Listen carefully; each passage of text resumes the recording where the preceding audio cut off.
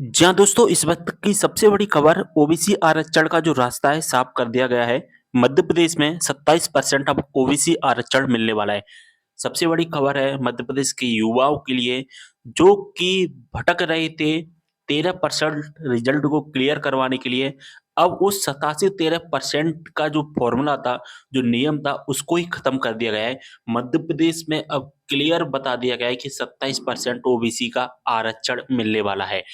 समझ लेते हैं पूरी खबर को। दोस्तों, जो खबर हमारे सामने निकल कर आ रही है वो नई दुनिया से और आज ही की डेट में निकल कर आ रही है शाम को 4:30 बजे के समय। और यहाँ पर लिखा गया है कि ओबीसी रिजर्वेशन पर एमपी हाई कोर्ट का बड़ा फैसला, 27% मिलेगा आरक्षण, 87-13 का जो फॉर्मूला है उसको रद्द कर दिया गया है। समझ लेते हैं पूरी इंफॉर्मेशन को। तो यहाँ पर जो हाइलाइट्स यहाँ पर बताए गए हैं कि मध्य प्रदेश हाईकोर्ट में 27% ओबीसी आरक्षण ने जुड़ी याचिका है उसको खारिज कर दिया गया है। होल्ड पर रखे गए 13% पदों पर जो कि नियुक्ति का रास्ता साफ हो गया है। मामलों के कारण 87% और 13% के फॉर्मूले में जो हो रही थी भर्ती, उसका भी रास्ता अब क्लियर कर दिया गया है।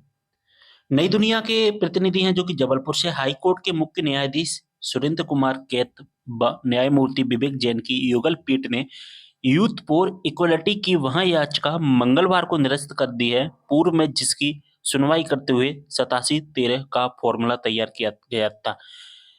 एक संस्था थी जो कि यूथ फॉर इक्वलिटी थी और इस संस्था ने ही याचिका लगाई थी और इसी संस्था की वजह से एक फॉर्मूला था जो कि गवर्नमेंट ने 87-13 जो फॉर्मूला था वो तैयार किया था।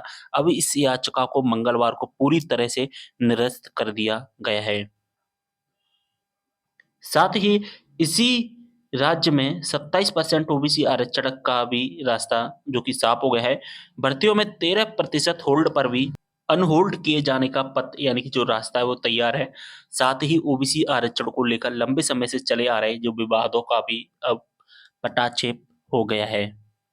87-13 जो फॉर्मूला के कारण शेष पदों पर जो लंबित थी जो भर्तियां, वरिष्ठ अधिवक्ता रामेश्वर सिंह ठाकुर ने बताया कि महाधिवक्ता के अभिमत के कारण 4 अगस्त 2023 को हाईकोर्ट ने समस्त भर्तियों में 87-13 का एक फॉर्मूला लागू कर दिया था। हाईकोर्ट का यह आदेश राज्य में आरक्षण से संबंधित विवादों का समाप्त करने और भर्ती प्रक्रिया को सुचारू रूप से शुरू करने के लिए एक अहम कदम माना गया था। इससे सरकार को आरक्षण नीति के तहत काम करने की स्पष्टता मिलेगी और भर्ती प्रक्रिया में पारदर्शिता और निष्पक्षता को बढ़ावा मिलेगा। साथ ही प्रदेश में रुकी हुई सभी भर्तियों को अनहोल्ड करने का भी रास्ता साफ हो गया। जो 87-13 का जो बीच में जो अड़चन आ रही थी ना, अब वो क्लियर हो गया है, यानी कि अब जो रिजल्ट 100% पर हमें मिलेंगे। 27% ओबीसी आरक्षण को चुनौती दी गई थी। यूथ फॉर इक्वलिटी द्वारा याचिका में 27% ओबीसी आरक्षण को चुनौती दी गई थी। इस संस्था ने बोला था कि ओबीसी को 27% का आरक्षण नहीं मिलना चाहिए, ठीक है?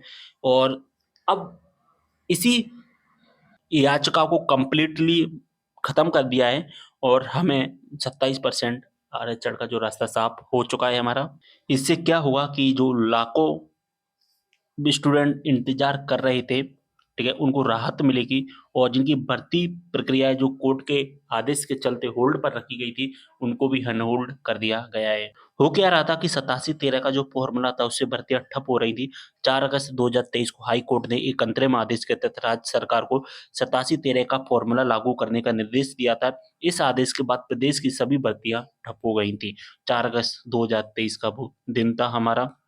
सरकार ने यहाँ फॉर्मूला महाधिवक्ता के अभिमत के आधार पर तैयार किया था, जिसके तहत 87% सीटें अनारक्षित और 13% सीटें ओबीसी के लिए रखी गई थी। इसमें 27% ओबीसी आरक्षण की मांग करने वाले उम्मीदवारों में आक्रोश था।